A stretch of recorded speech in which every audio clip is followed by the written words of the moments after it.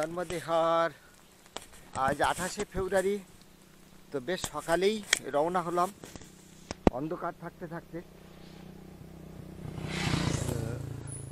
এখন আবছা আলোয় পথটুকু দেখা যাচ্ছে। পেছনে রাত কাটিয়েছিলাম আজকে দগড়ু মহারাজের আশ্রমে।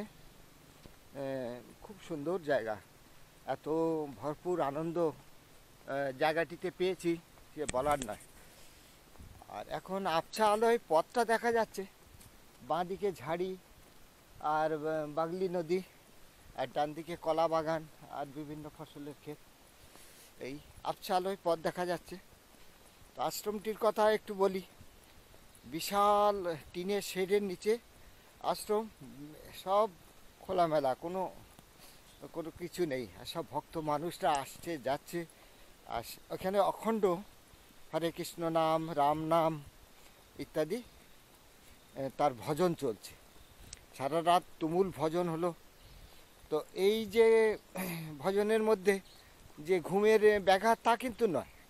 যখন ক্লান্তি আসছে সে তার মতো ঘুমিয়ে পড়ছে। আমিও ভজন শুনতে শুনতে দিব্যি কি সুন্দর ঘুমালাম। আবার উঠে সেই ভজন শুনছি, তাতেও আনন্দ লাগছে।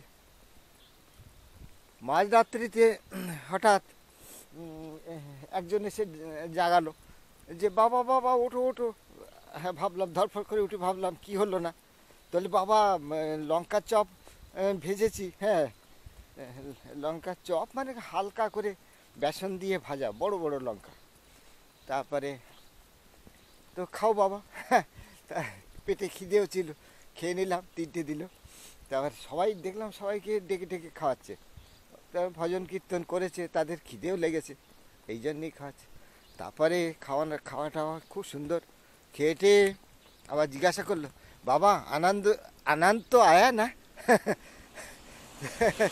এ প্রশ্নে এর আর কি উত্তর দেওয়া যায়। বললাম, হাত তুলে বললাম, হ্যাঁ বাবা, এ তো খুব আনন্দ, সকলে মিলে খাচ্ছে। হ্যাঁ, কি সুন্দর। তো এসব এই ধর্মীয় পরিবেশ, এই সমস্ত জিনিস অনুভব করতেই একটা আলাদা আনন্দ। আর যাক, এখন তো অন্ধকার হয়ে আছে, ক্যামেরা হয়তো দেখতে পাচ্ছে না। তো আমি দেখতে পাচ্ছি ভগবানের দেওয়া যে ক্যামেরা, সে তো ভয়ানক শক্তিশালী। যাই হোক, আপাতত ক্যামেরা অফ করে চুপ করে নিঃশব্দে এই নিঃশব্দতার সঙ্গীত শুনতে শুনতে যাই। পাখালিরা কি সুন্দর কিচিরমিচির শুরু করেছে। है तेरे आधार नरम दे, है तेरे आधार, है तेरे आधार नरम दे, है तेरे आधार।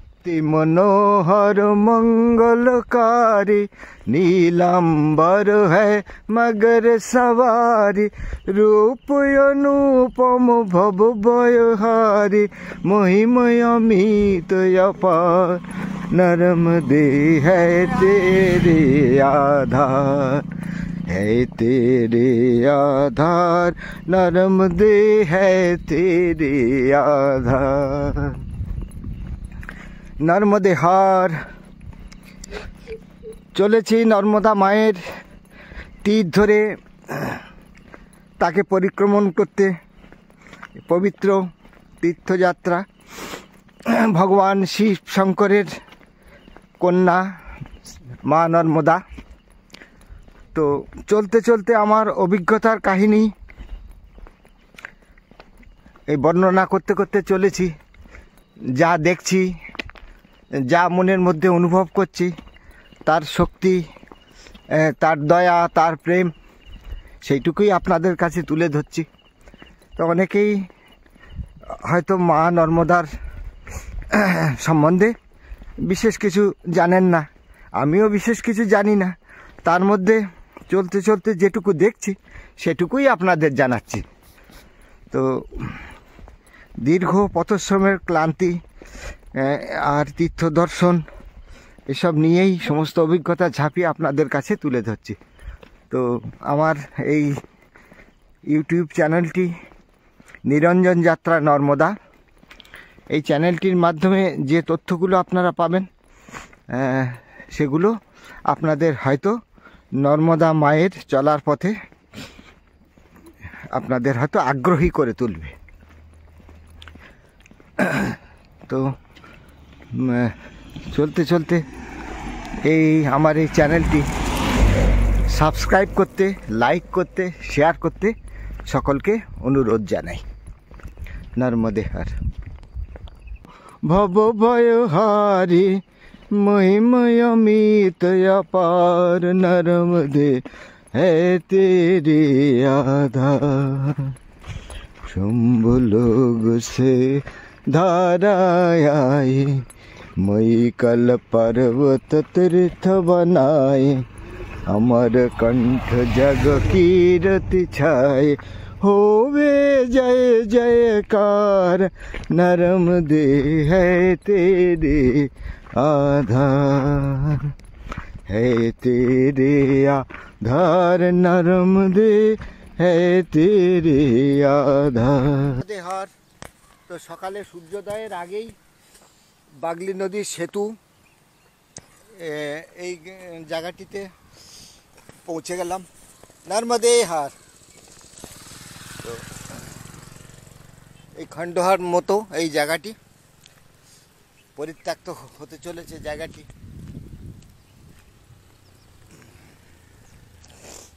এখন আজকে সামনে গন্তব্য হচ্ছে চিখালদা, এবং চিখালদা হয়ে আকলবাড়া, তারপরে মান্ডু ক্রমশ পরপর আসবে। তো এখন কোন রাস্তাটা ধরে যাওয়া উচিত হবে সেইটা নিয়েই খানিকটা চিন্তায় আছে। যাই হোক, সামনে এগিয়ে যাই, জিজ্ঞাসা করে নেব পথে। নর্মদে হার।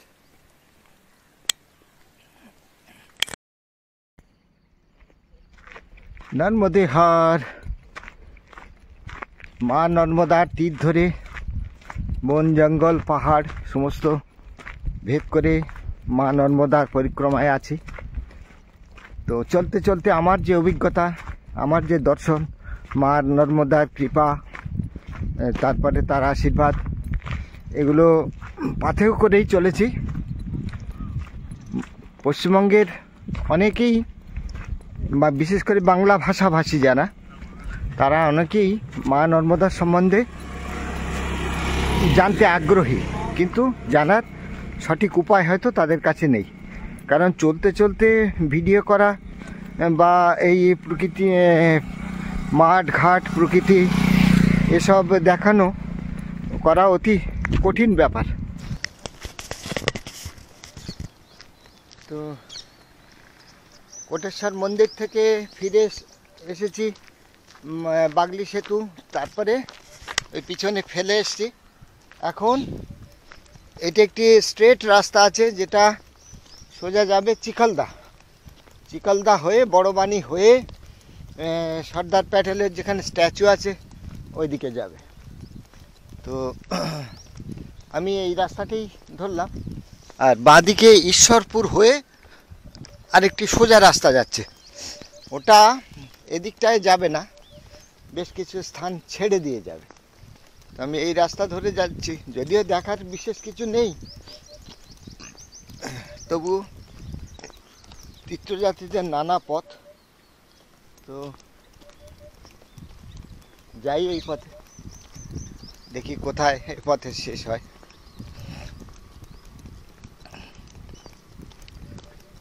এই জায়গাটিতে প্রচুর ইট ভাটা আছে, ইট ভাটা শ্রমিক, আর চলতে চলতে এই জন্যে প্রচুর মাছির উৎপাত সহ্য করতে হচ্ছে।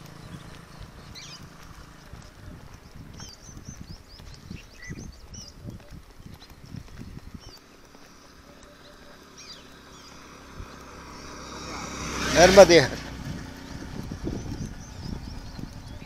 দুই পাশে কিন্তু একদম ভরা ফসল, সুন্দর রাস্তা, সুন্দর প্রকৃতি, কিন্তু এই জায়গায় পথের দিশা এবং তীর্থযাত্রীরা কোন কোন স্থান দর্শন করবে তার বিশেষ বর্ণনা নাই। তার কারণ নর্মদা মায়ের তীর দিয়ে যাওয়ার তো উপায় নাই। এখন যে যেভাবে পাচ্ছে যাচ্ছে, সংক্ষিপ্ত পথেই বেশিরভাগ চলে যাচ্ছে, দূর দূর পর্যন্ত কোনো তীর্থ দর্শন হচ্ছে না। তো আমারও আজকের মনে হয় না সেরকম কোনো ভালো স্থান দেখতে পাবো। শুধু আজকে ক্লান্তিকর পথ চলা। তো ক্লান্তি প্রথমেই ভাবলে মনটা ভেঙে যাবে, সুতরাং ওটা মনে স্থান দিচ্ছে না। এগিয়েই চলি, তারপর দেখা যাক কোথায় এ পথের শেষ। নর্মদে হার। ঐতিহ্যের প্রতি এ শ্রদ্ধার ভাব এই বাবা মায়ের থেকেই সন্তানরা শেখে, তাতেই কিন্তু সমাজটা ভালোভাবে গড়ে ওঠে। তো এই মধ্যপ্রদেশের এই অংশে এই ধর্মীয় ভাব আমার কিন্তু অত্যন্ত সুন্দর লেগেছে।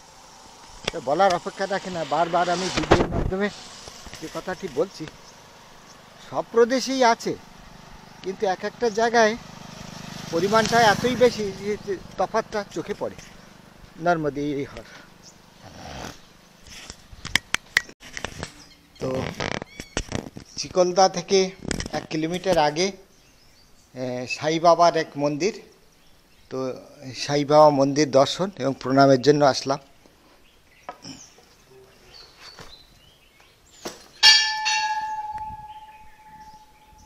তার চরণ পাদুকা আর ভিতরে তিনি আছেন।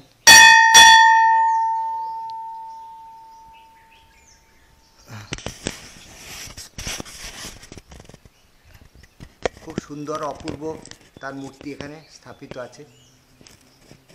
তো বাবাকে প্রণাম, মন্দির প্রদক্ষিণ করে এই জায়গাটি খুবই সুন্দর। এই রাস্তার সামনে চিকলদা থেকে 1 কিলোমিটার আগে সাই বাবার মন্দির।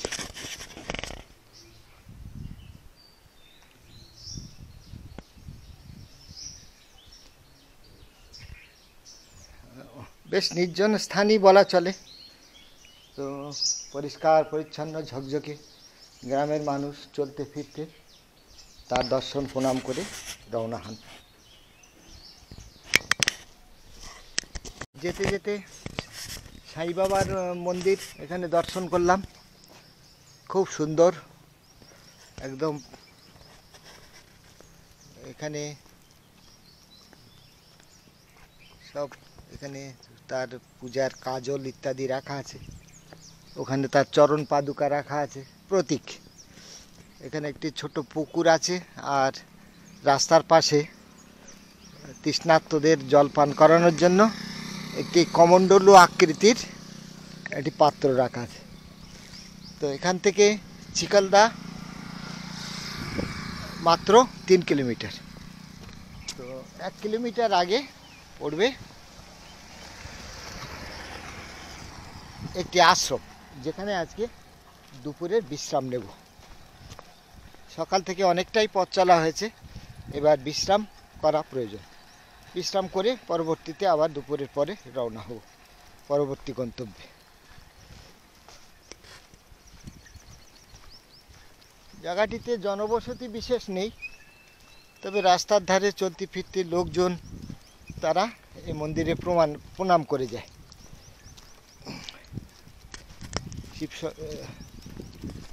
সুন্দর, খুবই সুন্দর।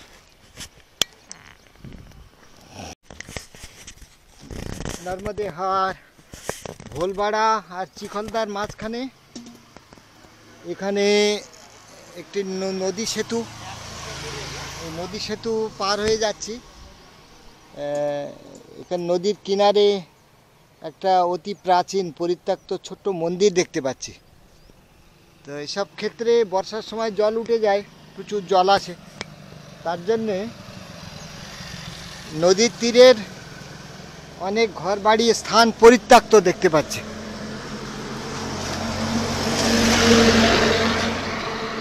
তো আপাতত এগিয়ে যাই।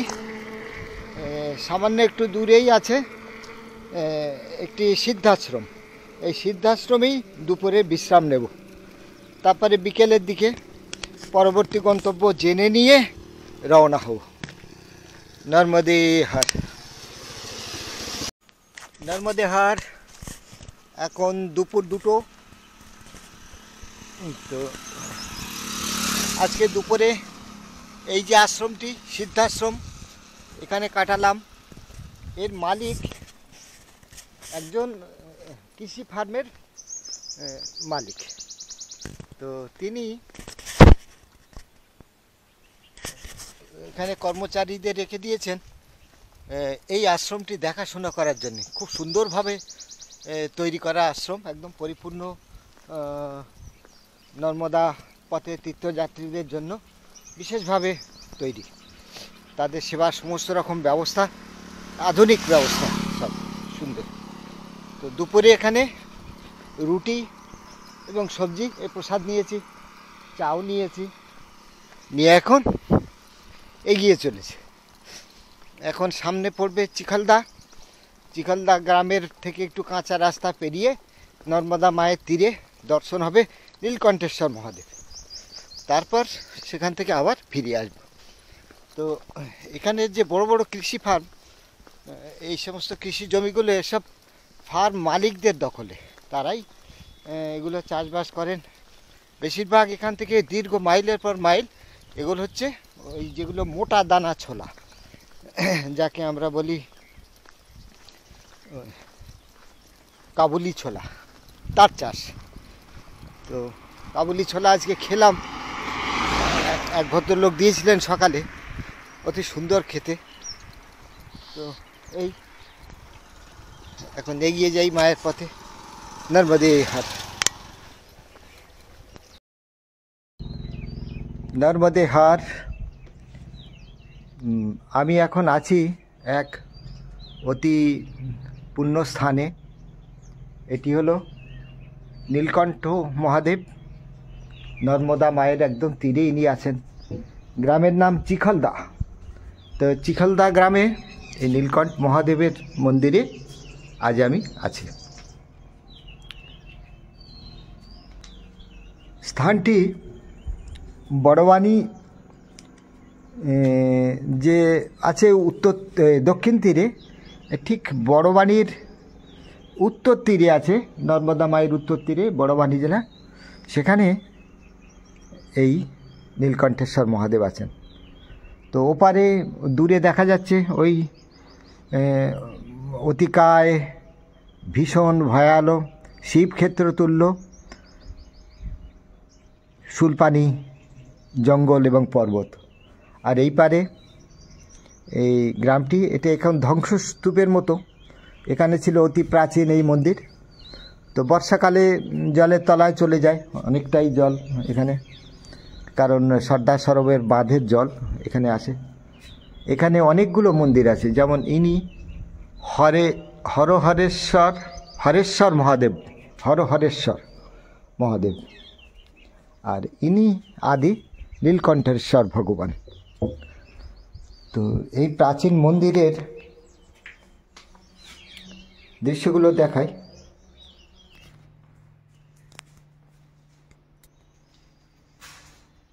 সৃজন ছন্দে আনন্দে নাচ নটরাজুই, তবু প্রলয় তার ভোলো ভোলো। সৃজন ছন্দে আনন্দে নাচ নটরাজুই,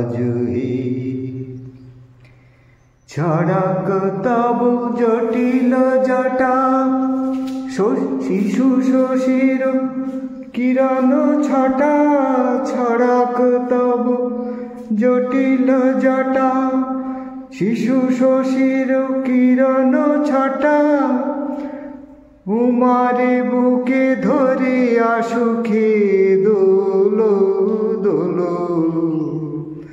সৃজন ছন্দে আনন্দে নাচ নটরাজুই,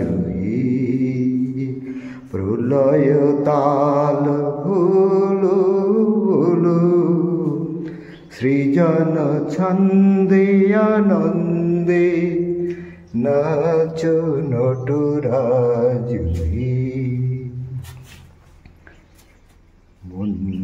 শ্রোতা মন্দাকিনী সুরধ্বনি তরঙ্গে,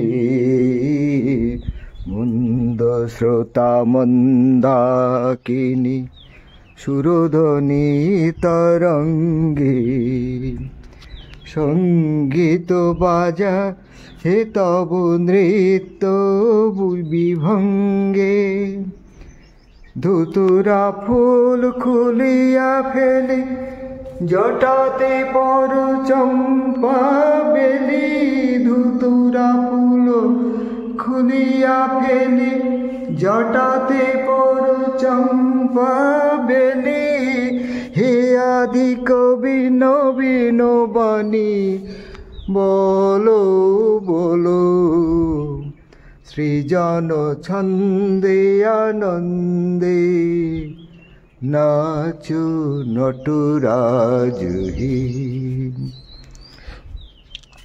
তব প্রলয় তাল ভুলো ভোলো, সৃজন ছন্দে আনন্দে নাচু নটরাজহি।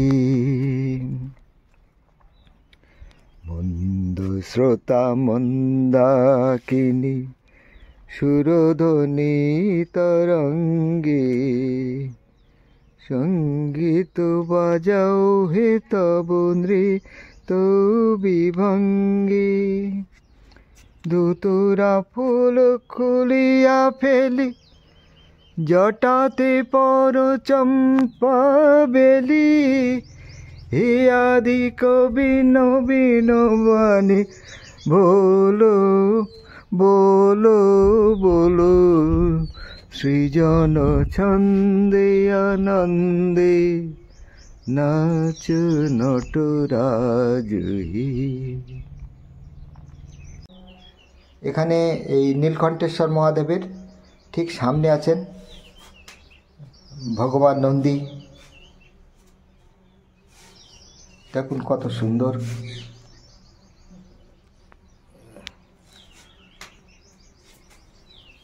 এটা পাথরেরই তৈরি, পাথর কেটে কেটে তৈরি করা, অতি প্রাচীন, আর এর কোনো ক্ষয় নেই। হাজার জলের ধারা আসুক কিছু হোক, কোনো কিছুতেই এর ক্ষয় হবে না। আর ভিতরে আছেন নীলকণ্ঠেশ্বর মহাদেব, অতি সুন্দর স্বয়ম্ভূলিঙ্গ।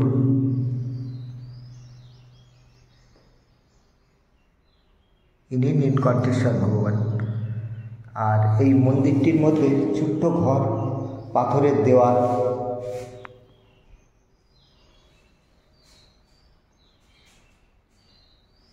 বিভিন্ন মূর্তি আছে শিব, ভগবান শিব শঙ্করের। আর আছে অতি সুন্দর একটি হর পার্বতীর যুগল মূর্তি। এই ধরনের অসাধারণ মূর্তি খুব দেখা যায় না, খুবই কম দেখেছে। তো হর গৌরীর এই মূর্তিটি শিব ঠাকুর তার কোলে নিয়ে, পার্বতী মাতাকে কোলে নিয়ে বসে আছেন একান্তে। তো এখানে কাজী নজরুল ইসলামের ওই সুন্দর মহাসঙ্গীতটি বাবাকে আর মাকে শোনাতে, সে লোকটা আমি আর সম্বরণ করতে পারলাম না। তো এই সঙ্গীতের মধ্যে দেখতে পাই যে কাজী নজরুল ইসলাম তারা তো কবি, তারা হচ্ছে ক্রান্তদর্শী। তারা দূরে বসে কোনো জায়গায় দর্শন না করেও সেই জিনিসটার দর্শন তারা করতে পারেন। তো এটা কেদারনাথ ধামে গিয়েও আমার এই অনুভূতি হয়েছিল, কি সুন্দর। তো ওই গানটির অর্থ এই যে ভগবান শিবশঙ্কর সৃষ্টি এবং প্রলয় দুইয়েরই অধিকারী। হ্যাঁ, তিনি একাধারে সৃষ্টি করেন, একাধারে পালন করেন, একাধারে দুষ্টের দমন ও প্রলয়ও করেন। তো তার প্রলয়ের রূপ কবি দেখতে চান না, কবি দেখতে চান তার সৃষ্টির রূপ। তিনি উমাকে বুকে ধরে সৃষ্টিকর্মে, সৃষ্টির আনন্দে লীন হয়ে আছেন। তিনি নিত্যরত। কবি তাকে অনুরোধ করছে, তোমার ওই ভয়াল জটা জুটোধারী মূর্তি ত্যাগ করে তুমি ধুতরা ফুলের বিষাক্ত ধুতরা ফুলের ছেড়ে তুমি বেল ফুল ধারণ করো, তোমার সেই সৃষ্টির সুন্দর রূপটি আমি দেখতে পছন্দ করি। হে আদিকবি নবীন বাণী বলো বলো। তো অপূর্ব সুন্দর এই গানটি এখানে মনে পড়ল। সব উপর থেকে সিমেন্টের পলস্তারা খসে পড়ছে, সেটাই স্বাভাবিক, বর্ষাকালে জলমগ্ন থাকে অনেকখানি, তারপরে আবার হয়তো ধুয়ে টুয়ে সাফ করা হয়।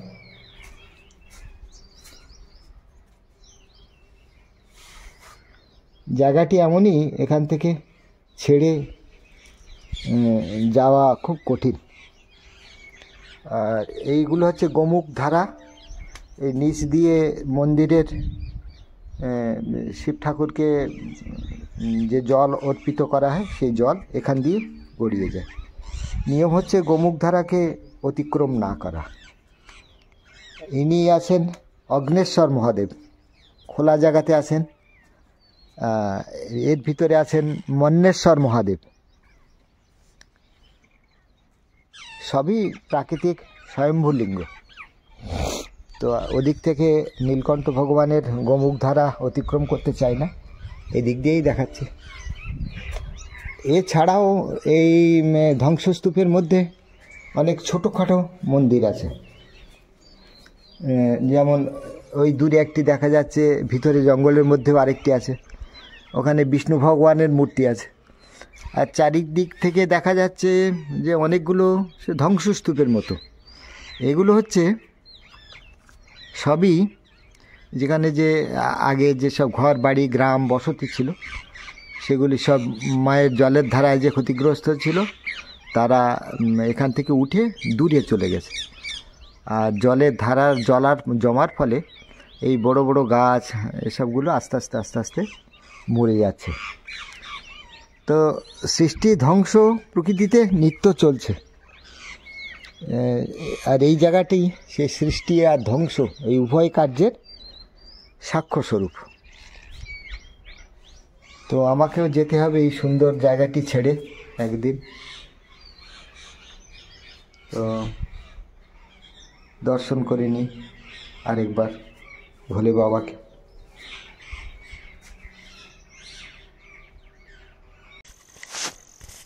তো আমি এখন আছি নর্মদা মায়ের কিনারে। গ্রামের নাম চিখালদা, আর উল্টো তীরে বড়বানি। আর উল্টো তীরে দক্ষিণ তীরে এই বড়বানি থেকেই শুরু হচ্ছে শূলপাণেশ্বর মহাঝাড়ি। এই জায়গাটিকে কল্পনা করা হয় আদি কৈলাস ধাম। অতি দুর্গম সুউচ্চ 7 পর্বত শ্রেণীর আরম্ভ এই বড়বানি থেকে। আর এখানে এই চিখালদা গ্রামের এই নর্মদা এই তীরে সর্দার সরোবর বাঁধের ভরা জল টলটল করছে। নদীতে প্রচুর কুমির, বিভিন্ন রকম মাছ, জলজন্তু সব ভেসে যাচ্ছে। সব দলে দলে ঝাঁকে ঝাঁকে ভাসছে বড় বড় মাছ। আর সামনে মায়ের কিনারায় এখানে আছেন হরহরেশ্বর মহাদেব, অগ্নেশ্বর মহাদেব, তারপরে মুন্নেশ্বর মহাদেব, আর ইনি স্বয়ং নীলকণ্ঠ মহাদেব, নীলকণ্ঠেশ্বর মহাদেব। তো মন্দির বর্ষাকালে জলের তলায় তলিয়ে যায় বেশ খানিকটা অংশ, কিছুটা অংশ হয়তো জেগে থাকে। যেমন এবছরে এই দেখতে পাচ্ছি জলের দাগ। তো এই পর্যন্ত হয়তো জল উঠেছিল, বাকিটা হয়তো জল ওঠেনি। যাই হোক, আর এখানে অনেক যে ঘর বাড়ি ছিল সেগুলো সব পরিত্যক্ত হয়ে গেছে। কিছু কিছু গাছও মরে গেছে ধ্বংসস্তূপের মতো।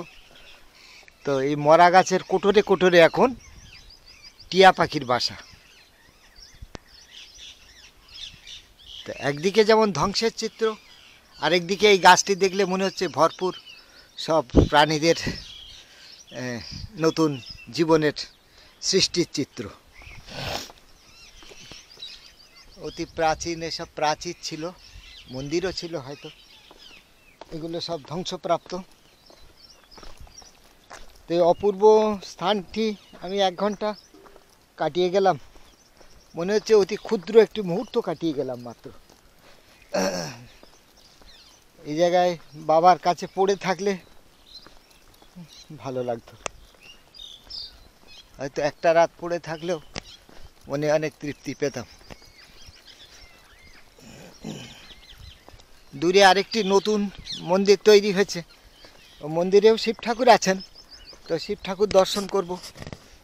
আর এই আশেপাশে অনেকগুলো মূর্তি, দূরে যেটা দেখা যাচ্ছে ওটা সম্ভবত মুসলমান ধর্মের কোনো কিছু। আর এখানে তো ভগবান বিষ্ণুকে দেখতে পাচ্ছি, এই ছোট মন্দির। আপাতত নীলকণ্ঠেশ্বর ধাম, নীলকণ্ঠ মহাদেব এই স্থানটি ছেড়ে এগিয়ে চলেছে। তো রোজ দিনই এখন মায়ের দর্শন পাচ্ছি, যতটুকু দর্শন পাচ্ছে তাতেই মন ভরে যাচ্ছে। এই তো, আর কি চাই। অনেক প্রলোভন, পাকা রাস্তা, সহজ রাস্তা, এইসব প্রলোভন ছাড়িয়ে এই জায়গাটিতে আসছি, দর্শন করছি, এটাই আমার মহাভাগ্য।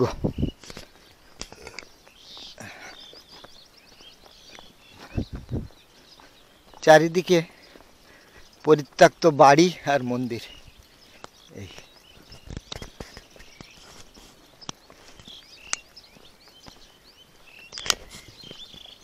नर्मदे हर माई, इधर से आ जाओ। हाँ,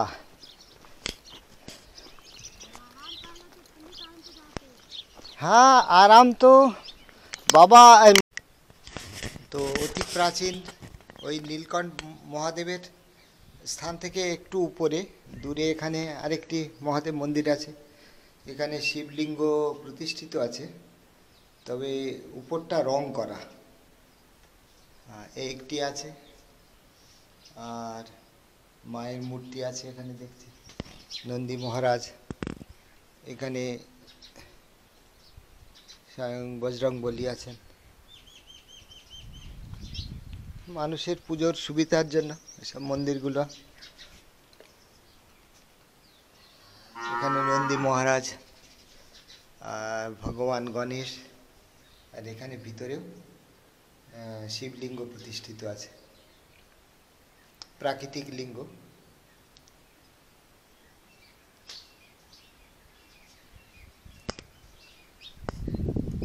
তো এই দর্শন হয়ে গেল।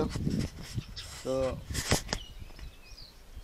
এখানে এক মা বসে আছেন, তো তাদের আগে এখানে বাড়ি ছিল, বসতি ছিল।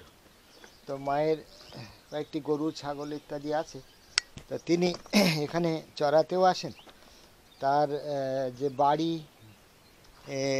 নর্মদা মায়ের গর্ভে চলে গেছে, এই জন্য ক্ষতিপূরণ সরকারি যে প্রাপ্য তা উনি এখনও পাননি, হয়তো পেয়ে যাবেন তাড়াতাড়ি। তাদের গ্রাম ছেড়ে, ভিটেমাটি ছেড়ে দূরে অন্য জায়গায় তাদের সরকারি যে ফ্ল্যাট দিয়েছে সেই ফ্ল্যাটে যেতে হয়েছে। তো এই মা এখানে থাকেন, নর্মদেহার।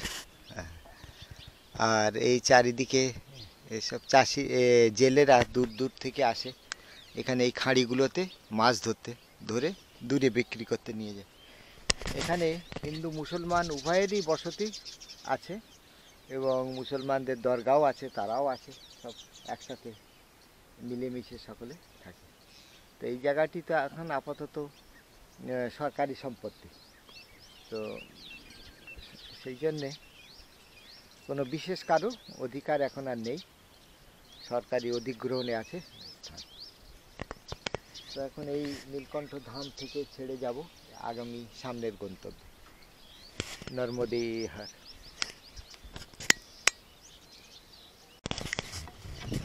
ओ महाराज, थोड़ा बात करना। ये बहुत समझदार है, कभी कभी लड़ते ना हैं? लड़ते भी अभी लड़ने का मूड में है नहीं। नहीं, ये समझ लेता है, समझदार है।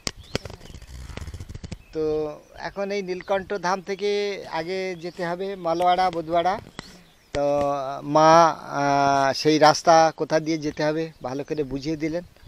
তো সেই অনুযায়ী আমি आगे रवाना হচ্ছি। नर्मदे हर माई। हाँ हाँ जा आगे पूछ लेंगे। हाँ हाँ हाँ जी हाँ हाँ है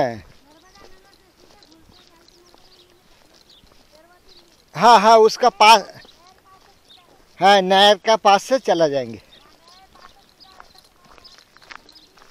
हाँ हाँ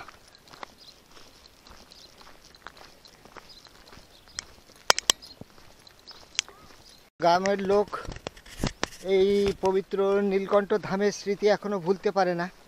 তা যেখানেই পুনর্বাসিত করা হোক না কেন তারা কখনো কখনো যে কোনো উপলক্ষে এই মহাদেব ধামে নীলকণ্ঠ ধামে তারা আসে। আর এই মায়ের জলে এখানে এই দেখুন ধারায় আস্তে আস্তে আস্তে মাটি কেটে কেটে কেটে কেটে কি সুন্দর সব ধাপ ধাপ তৈরি হয়েছে। পরিত্যক্ত জমি দূর দূর পর্যন্ত এই ঝাড়ি পথ। আগে এখান থেকে মায়ের তীর ধরে ধরে সোজা রাস্তা ছিল, অনেক সংক্ষিপ্ত পথ। এখন সেইটি 10 গুণ ঘুরে যেতে হয়। সেই জন্যই অনেকে এইসব জায়গা জানতে পারছে যে বাবার মন্দির আছে, কিন্তু বাধ্য হয় এখানটা না এসে দূর দিয়ে চলে যেতে। তো এইটাই। সুতরাং একটা জিনিস দেখা যায় যে আগেকার দিনে মায়ের রাস্তা দিয়ে চলা কঠিন ছিল একটাই কারণে, বন জঙ্গল, গভীর বন জঙ্গল, দস্যুর ভয় আর বন্য জন্তুর ভয়। আর এখনকার দিনে সেই পরিক্রমা আরও কঠিন হয়েছে, কারণ দীর্ঘ পথ, অতি দীর্ঘ পথ, নিষ্ঠুর পথ, যে পথে না আছে মায়ের দর্শন, কেবল পায়ের নিচে শক্ত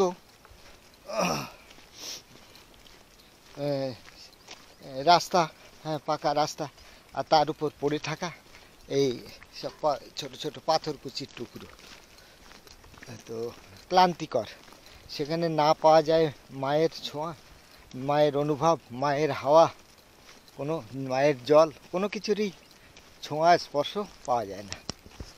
সেই জন্যেই যাত্রাপথ এখন কঠিন হয়েছে, আর মনের মধ্যে সেই আবেগটাও কমে যেতে বসেছে। তো সরকার থেকে যদি নদীর তীর দিয়ে যতটুকুনো স্থান আছে, পরিক্রমা যখন চলে তখন তো জায়গাগুলো জলমগ্ন থাকে না, তো সেই স্থানগুলোর উপর দিয়ে যদি কোনো রাস্তা তৈরি করে সরকার, তাহলে আবার দেখা যাবে সে আগেকার মতো সেই জমজমাট সেই সমস্ত কিছু চলছে। তো আপাতত উল্টে যাই গ্রামের মধ্যে, হ্যাঁ চিখালদা গ্রামে, সেখান থেকে ভিতর দিয়ে রাস্তা ধরে সামনের পথে এগিয়ে যাব। তা আজকে সামনে দীর্ঘ পথ অপেক্ষা করে আছে।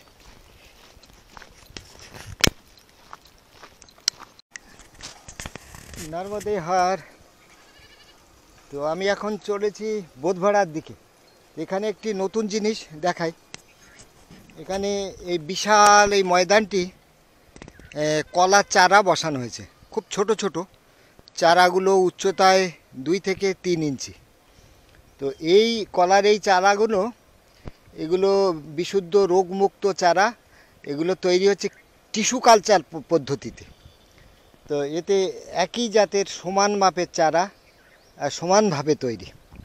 তো টিস্যু কালচার পদ্ধতি এখন এই কলার, রোগমুক্ত কলা উৎপাদনে একটি গুরুত্বপূর্ণ ভূমিকা নিয়েছে। এই কলারই এই প্রাপ্তবয়স্ক চেহারা হচ্ছে এই। তো জমি প্রতি বছরই তৈরি করতে হয় নতুন নতুন।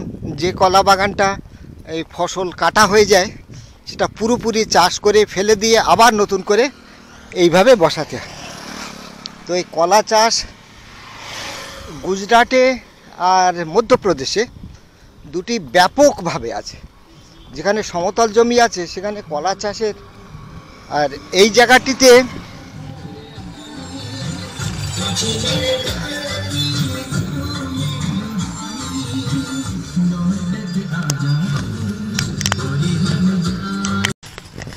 জায়গাটিতে তেমনভাবে প্রবল ঘূর্ণিঝড় বা ইত্যাদি হয় না, যার ফলে কলা চাষ অত্যন্ত সুন্দরভাবে হয়।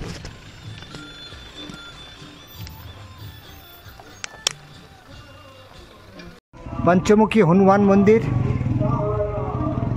মালবাড়া। তো এখান থেকে আর 2 কিলোমিটার দূরে বোধবাড়া। এই হলো পরিক্রমা পথ। তো এখন সন্ধ্যা হয়ে এসছে। তো এই জায়গাটার নাম মলবাড়া। তাই মলবাড়া এখানে অনেকগুলো ছোট ছোট মন্দির কাছাকাছি। আর ডান দিকে ওই যে রাস্তাটি গেছে ওটা হচ্ছে কুকসি হাইওয়ে। তো কুকসি এখানে নর্মদা মায়ের উপর দিয়ে সেতু দিয়ে ওই পারে বড়বানি পারে গেছে। তো এই পাশেই যে আশ্রমটি ছিল আমি আর দেখালাম না। ওখানে এক বাবা খুব যত্ন করে ডাকলেন, বললেন যে দম লাগানা হ্যাঁ।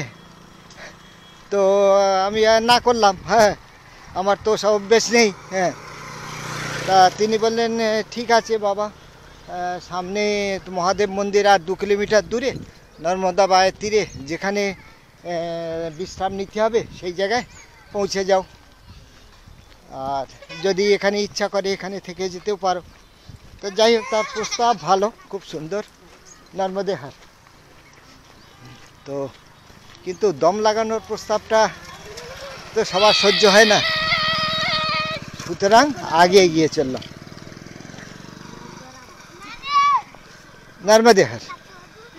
নর্মদে হাট। তো এখানে ভিলট বাবা मंदिर। हाँ हाँ, सांप कब आए थे? अब आया था, भाग गया। ओ तो सांप का खोलस है। तो ভিলট বাবা হচ্ছে সর্প দেবতার বাবা, হ্যাঁ শিব ঠাকুরের। তো এই দেখুন, তো এখানে ভিলট বাবার পাশে রাখা আছে একটি বড় সাপের খোলস। कब आया था सांप? अब आया था। हाँ, चला गया। हाँ। बड़ा सा था। हाँ, ठीक। तो ठीक है, थोड़ा हमारी फोटो भी खींच। है, तुम्हारा फोटो इसमें आ जाएगा। ठीक है।